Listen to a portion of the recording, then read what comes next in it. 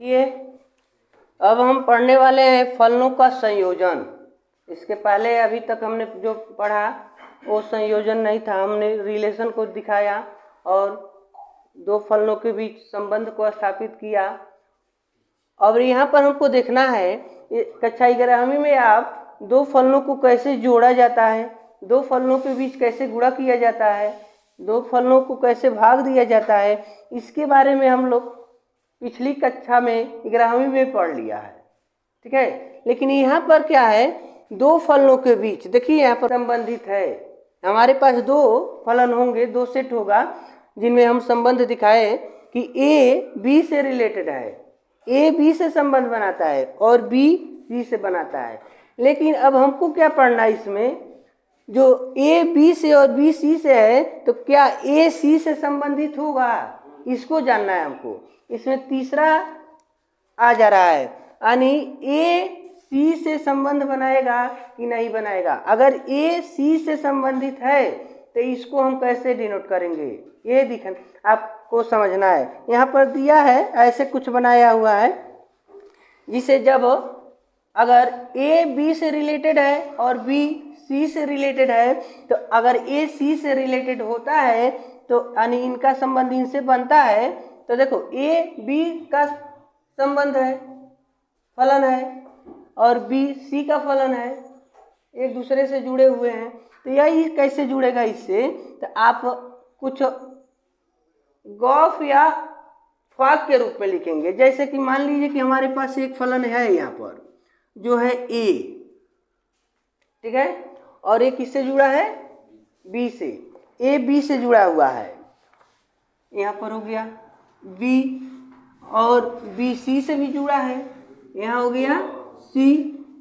ठीक है, तो जब इनका इनसे संबंध बना तो देखो फलन है यहाँ पर यानी ए बी से संबंधित है तो इनका कुछ नाम रहेगा एफ एक्स, यानी ए बी से संबंधित है। और इनका इनसे संबंध बना है तो इनका अब एफ एक्स इसमें नाम दे दिए हैं तो यही नाम यहाँ देंगे तो समझने में परेशानी हो जाएगी, इसलिए यहाँ पर दूसरा कुछ नाम दे दिया जाता है जी एक्स। लेकिन यह ए क्या करता है, अगर बी से मिले बिना, यही चाह रहा है कि हम सी से मिलने भी जनवे न करें, हम ऐसा काम करें। कई बार ऐसा होता है कि दो लोगों के बीच प्रेम होता है लेकिन कोई तीसरा जब एंट्री करता है तो इनका जो प्रेम टूटेगा और ये चाहेगा कि इनसे भी प्रेम बना रहे और ये न जाने तो ये सीधे क्या करता है, इसके पास चला जाता है, बिना बताए चुप्पे से चला जाएगा। लेकिन ऐसा कैसे होगा कि जानेगा नहीं, जानेगा तो ब्रेकअप तो ही करी। ठीक है, तो यह सीधे इसके पास चला गया, सी के पास। ठीक है, तो इसके संबंध को हम क्या कहेंगे, अभी तो जब ए बी से संबंध बनाया, इनके बीच में प्रेम व्यवहार बढ़ गया तो ऐसे लिखा गया एफ एक्स। यह इससे भी तो, अरे यार तो ई कम है, देखो ना, यह इससे रिश्ता बनाया है तो अब ई इनसे रिश्ता बांटे, आई इनके छोड़ के इनसे रिश्ता बना लिया, ऐसे बना लिया है ना। तो ई इससे बना लिया तो कौन बेजाई है, ऐसा हो सकता है कि नहीं हो सकता है। यह इससे रिश्ता बनाया है, इसको छोड़ यानी सोच रहा है कि ए से मिले है ना, अब ये नहीं जान रहा है हम सी से भी व्यवहार बना लें। हाँ, तो अगर ए सी से व्यवहार बना लिया तो क्या परेशानी है, तो इसके व्यवहार को कैसे डिनोट करेंगे यह दिखाना है। तो अब देखो एफ और जी, ठीक है, तो इनको लिखेंगे हम, या इससे सीधे चला गया ना, यह फलन इस फलन के पास न जा रहा है तो इनको देखो ए का संबंध किससे हो रहा है, सी से, यानी एफ का संबंध है जी से। तो का को संबोधित करने के लिए आप का प्रयोग करते हैं, आप माने का। हाँ, तो यहाँ लिख दिया जाएगा जी से हम नाता जोड़ने जा रहे हैं, ओ का मतलब आप यानी का हो जाएगा। ठीक है, और यफ यानी हो गया गॉफ। ठीक है, यानी जब ए सी से संबंध बना लेगा तो इस फलन का नाम हो जाएगा गॉफ। ठीक है, गॉफ से डिनोट कर दिया जाएगा। ठीक है, तो जब इसका संबंध इससे बनता है तो आप लिख देते हैं गॉफ। अब इसका मतलब क्या है, यानी यह सीधे इससे डायरेक्टली संबंध तो बना लिया, तो यह जब टूटेंगे लोग, जब इनमें अगर ढूंढा जाएगा कि कैसे इनका संबंध बना, तो हम कैसे ढूंढेंगे, तो इनको ऐसे नोट किया जाता है। देखो ये जो पहले का फंक्शन है जी, और एफ जो है जी से न संबंधित है, तो एफ क्या था, एफ यक्स था, यक्स के पदों में थे, तो जी और ब्रैकेट में आप लिखेंगे एफ यक्स। ठीक है, ऐसा भी तो हो सकता है कि ये इससे संबंध बना दे, ऐसा भी तो हो सकते हैं। तो आप यानी गॉफ के बजाय फॉग लिख सकते हैं, यानी यफ आगे हो सकता है, जी पीछे हो सकता है। तो इनमें जब ऐसा हो जाए तो इनको हम कैसे डिनोट करेंगे, तो इनको ऐसे लिखा जाएगा यफ, और ओ को हटाएंगे जब हम, तो ब्रैकेट बन जाएगा और इनके फंक्शन को रख लेंगे। ठीक है, तो ये आपको फार्मूले के रूप में प्रयोग करना होगा इनका। ठीक है, जैसे देखिए एक एग्जांपल हम दिखा रहे हैं। अगर एग्जांपल ले लें,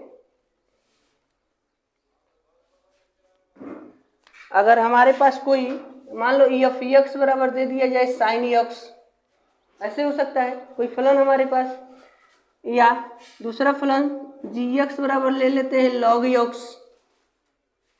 ठीक है, एफ एक्स बराबर साइन एक्स और जी एक्स बराबर लॉग एक्स।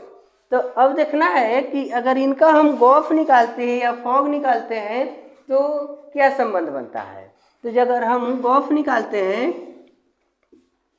गॉफ, तो इसको कैसे हमको नोट करना है, ऐसे नोट करना है, जी ब्रैकेट में एफ एक्स। ठीक है, तो यहाँ देखो जी, अब बताओ इनका मान कितना है इसमें से, साइन एक्स। ठीक है, तो इस पूरे की जगह पर एफ एक्स की वैल्यू उठाकर रख देना है, साइन एक्स। ठीक है, अब देखना, ये बताओ तुमको तो पता था कि जी एक्स, देखो यहाँ पर किसके पदों में ये फलन दिया गया है, एक्स के पदों में, जी एक्स, तो जी एक्स है तो log एक्स, यानी यहाँ पर जो रहता है वही उसी के पद में, यानी जो फलन होता है लिया जाता है। तो यहाँ एक्स है तो यहाँ एक्स है। तो अब देखो जी एक्स, तो हमारे पास जी अब पूरा एक्स के जगह पर क्या है, साइन एक्स, जी यानी जी के बाद एक्स होना चाहिए, तो एक्स के जगह पर साइन एक्स है। तो हम इसकी वैल्यू क्या लिखेंगे, देखो जी एक्स का मान है लॉग एक्स, तो यहाँ जी साइन एक्स है, तो हम लिखेंगे लॉग एक्स के जगह पर नहीं पूरा है, तो हम यहाँ जहाँ एक्स है यहाँ लिख देंगे साइन एक्स। ये हो जाएगा गाफ का मान, गाफ का मान हो गया लॉग साइन एक्स। अगर हम फॉग निकालते हैं, फॉग की वैल्यू पता करते हैं, तो फॉग का क्या होगा, तो एफ यहाँ लिखेंगे जी एक्स। ठीक है, तो देखो एफ और जी एक्स की वैल्यू क्या है, यहाँ से लॉग एक्स, तो यहाँ लिख दिए लॉग एक्स। ठीक है, लॉग एक्स। अब देखो तो यहाँ एफ एक्स, एक्स यहाँ है तो साइन एक्स, अगर यहाँ एफ वाई रहता तो साइन वाई लिखते, तो यहाँ है एफ, न एक्स है न वाई है, ये पूरा इतना लॉग एक्स है। तो अगर एफ एक्स की वैल्यू हम रखते हैं साइन एक्स, तो यहाँ क्या लिखेंगे साइन, आज यहाँ एक्स है, देखो यहाँ एक्स था तो यहाँ एक्स है, तो हमारे पास क्या हो गया, यहाँ देखिए, तो लॉग यानी एक्स के स्थान पर हमको लिख देना है लॉग एक्स। ठीक है, तो यानी हमको मिल गया फॉग का मान मिल गया साइन लॉग एक्स। ठीक है, इस प्रकार आप फलनों के संयोजन करेंगे। ठीक है, एग्जाम्पल नंबर 15 कह रहा है कि एफ, इसमें कुछ अवयव दिए गए हैं, मतलब 2, 3, 4, 5, एफ में एक हमारा सेट है जिसका कुछ अवयव यह है, और दूसरा सेट यह जिससे संबंध बना रहा है। ठीक है, तो दूसरा सेट यह है 3, 4, 5 और 9, तो इनके प्रत्येक अवयव का संबंध इनके अवयव से है, लेकिन एक जरूरी नहीं होगा कि इनका प्रत्येक अवयव इनके प्रत्येक अवयव से संबंध बनाया हो, क्योंकि इसके पहले आप पढ़ चुके हैं फलन में कि पहले सेट का प्रत्येक अवयव का संबंध दूसरे सेट के अवयवों से होता है। ऐसा नहीं है कि प्रत्येक अवयव से होता है, कोई अवयव छूट भी सकते हैं दूसरे से, ठीक है। तो यहाँ पर पहला, यहाँ पर एक फलन दिया गया है जो इनका संबंध इनसे दिख रहा है, और दूसरा है यह जी, जो जिसमें यह नंबर दिए गए हैं 3, 4, 5, 9, इनका जो रिलेशन बन रहा है इनके साथ 7, 11 और 15 के साथ। तो देखना है यह कि यह इससे रिलेटेड है, संबंधित है। तो प्रश्न कह रहा है कि यदि F2 = 3 है, F3 का मान 4 है, F4 के मान 5 है, F5 का मान भी 5 है। देखिए इसमें 2 का संबंध 3 से है, 3 का 4 से है, 4 का 5 से है, और 5 का भी 5 से ही है। यहाँ पर देखिए F4 और F5 का मान, दोनों का मान एक ही है।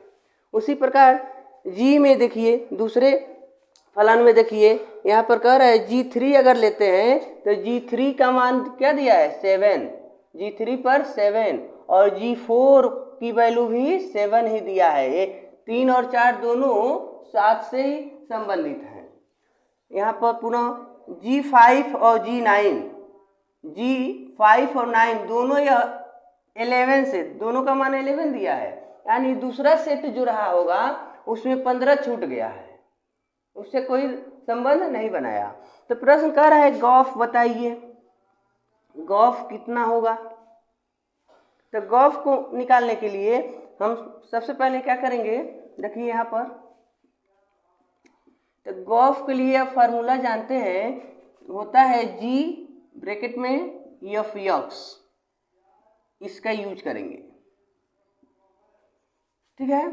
तो आइए फर्स्ट कंडीशन से कह रहा है कि G यानी गॉफ लेंगे, यानी G(x), यानी G ब्रैकेट में F(x) है, तो x के स्थान पर हमको 2 से चलना है। देखो 2, 3, 4, 5, यानी 1, 2, 3, 4 है, चारों का संबंध हम G से बनाएंगे। तो जब हम 2 रख ले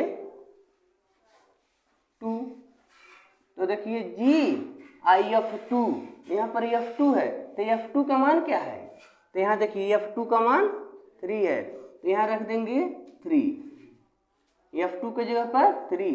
अभी हो गया G3, तो G3 का मान देखिए इसमें क्या है 7, तो G3 का मान 7 है, तो आप लिख देंगे 7, यानी गॉफ F2 के लिए 7 मिल गया, F2 का मान क्या मिल गया 7 मिल गया। अगर ऐसे ही, अगर इसी प्रकार आप हल करते हैं 3 के लिए, तो यहाँ रखेंगे 3, और G इसकी वैल्यू क्या होगी, यहाँ से देखिए 4, तो G4 और G4 के मान यह मिल गया। पुनः अगला स्टेप चलेंगे, और भी F देखिए है कहीं, तो F यहाँ पर 4 है, तो GF4, ठीक है। तो यहाँ देखेंगे GIF4 का मान क्या है, F4 के मान यहाँ पर है, तो G5 हो गया। जैसे ही हम F4 का मान रख दिए तो 5 रखें, लेकिन आगे G है तो G5 हो जाएगा, तो G5 की वैल्यू यहाँ से देखिए 11। अगला स्टेप में देखेंगे G, यहाँ पर क्या लेना है आपको 5 रख देंगे, तो GIF5, F5 का मान क्या है 5, तो ये हो गया G5, और यहाँ देखिए G5 का मान 11, इसमें भी वही आ गया था, यहाँ भी वही आ गया, तो 11, यानी गाफ की वैल्यू जब हमने निकाला तो गाफ का मान मिल गया 7, 7, 11, 11। ये आपका सोल्यूशन हो जाएगा, गाफ हो गया। इसी प्रकार आप चाहें तो फाग निकाल सकते हैं, ठीक है। अगला एग्जाम्पल देखते हैं, देखिए एग्जाम्पल नंबर 16 कह रहा है कि हमारे पास कोई फलन है F जो R से R, उसमें नंबर जो अगर 2 सेट लेते हैं तो रियल से रियल नंबर होना चाहिए। दूसरा जो फलन है हमारा जी, तो इसमें भी रियल से रियल ही होना चाहिए, 2 सेट।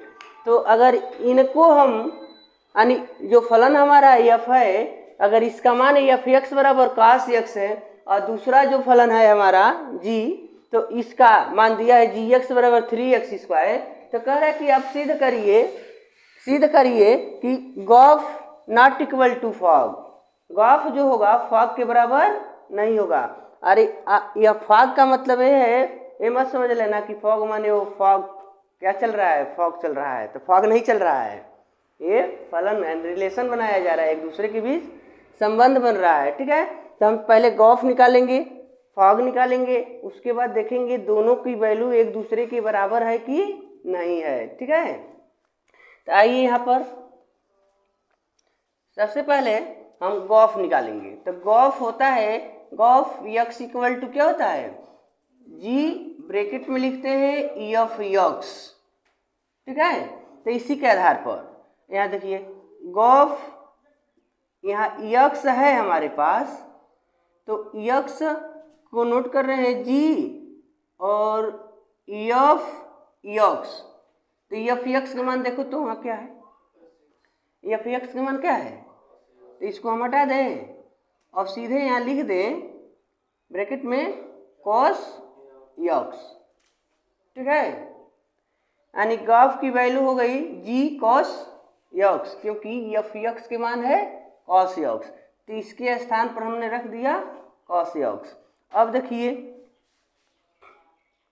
यहाँ जी और मान लो ओवन, तो तुम जान रहे हो कि यहाँ दिया है जी एक्स के मान है 3x², जी एक्स के मान 3x², तो 3 होगा, लेकिन यहाँ x है तो इसलिए x रखा है।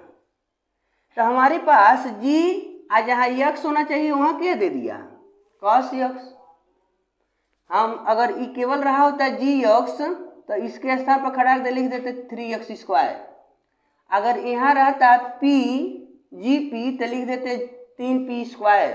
अगर रहता जी को तो लिख देते 3 ठीक है।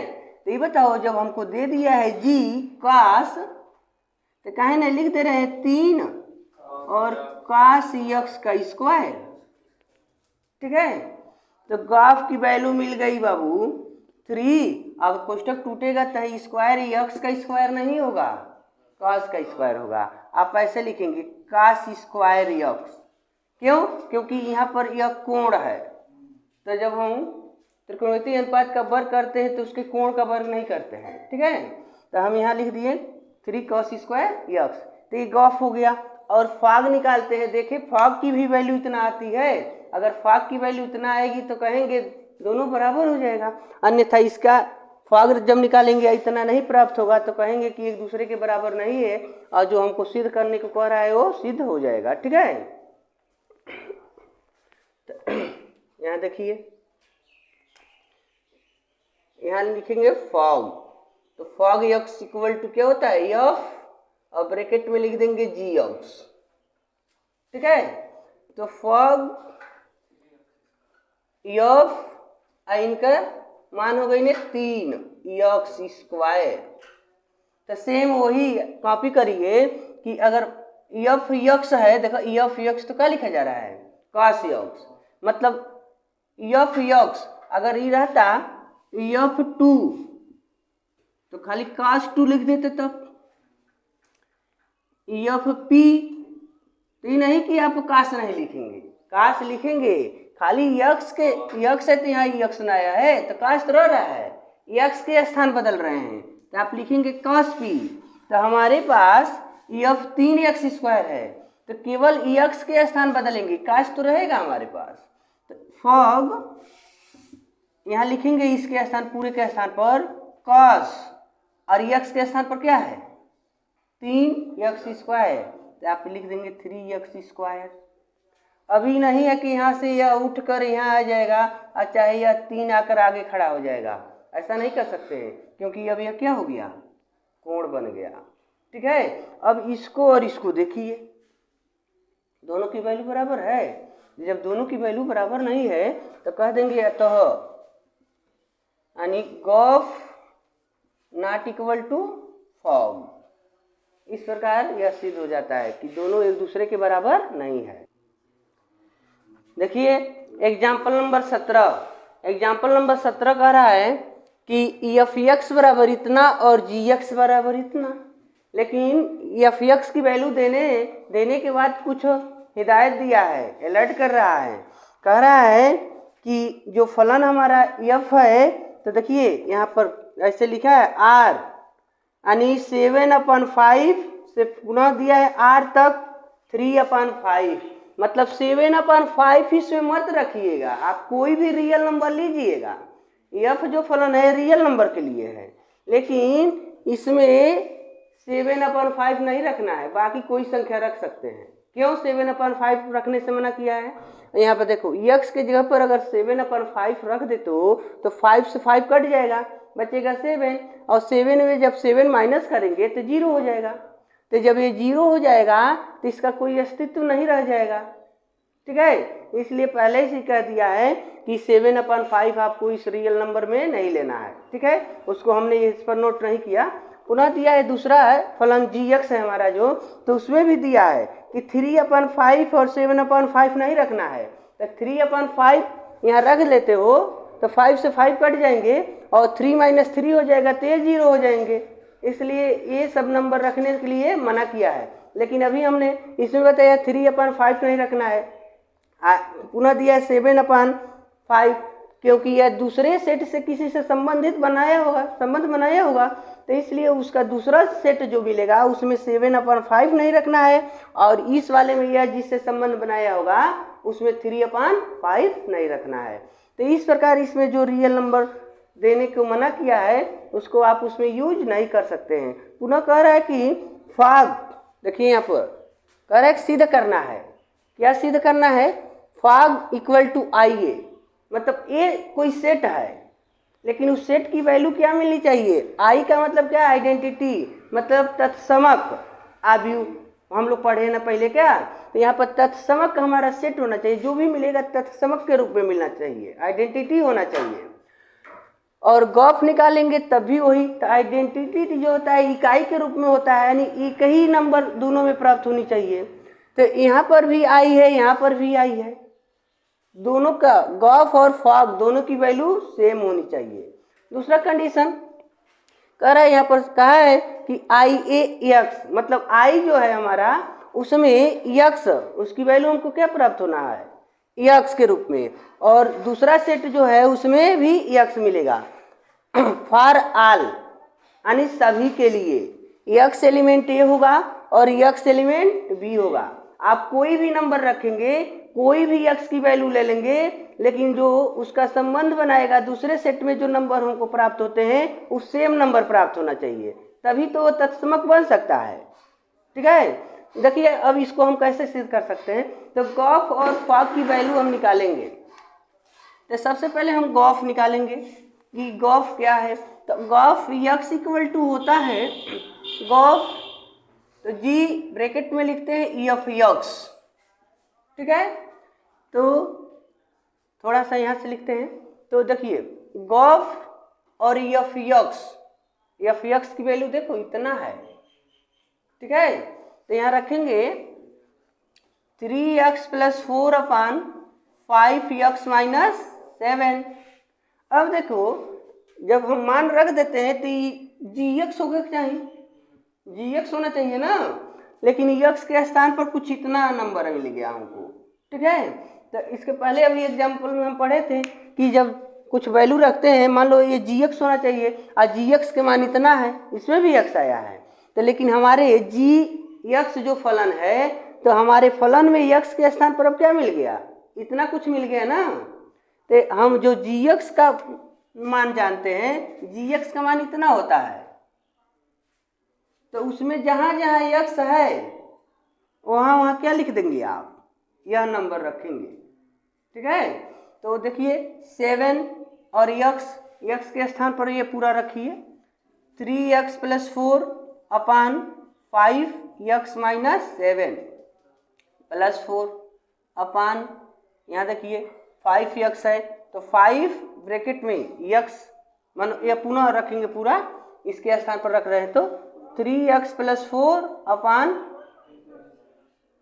5x - 7 और -3।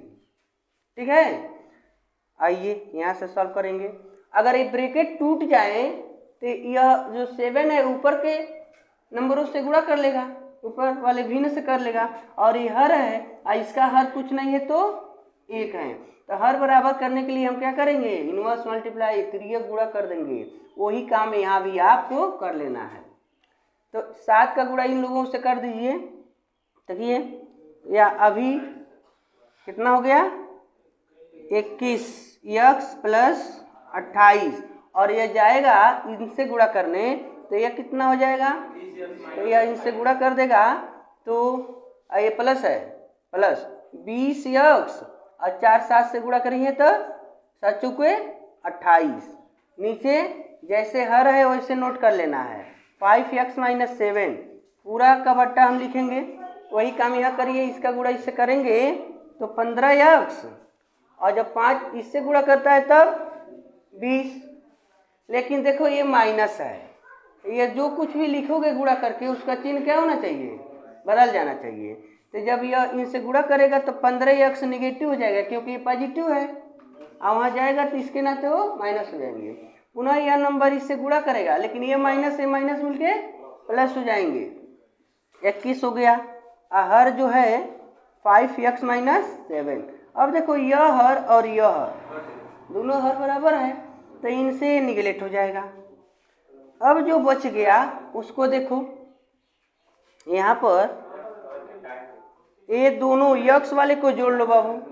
ठीक है, दोनों को जोड़ लेंगे, i -28 + 28, ये निगलेक्ट हो जा रहे हैं। चलो यहीं लिख देते हैं थोड़ा सा, तो 41 हो जाएगा, 41x। ठीक है, और यहाँ यह कट गया और 20 और 21 जोड़ के 41 हो गए।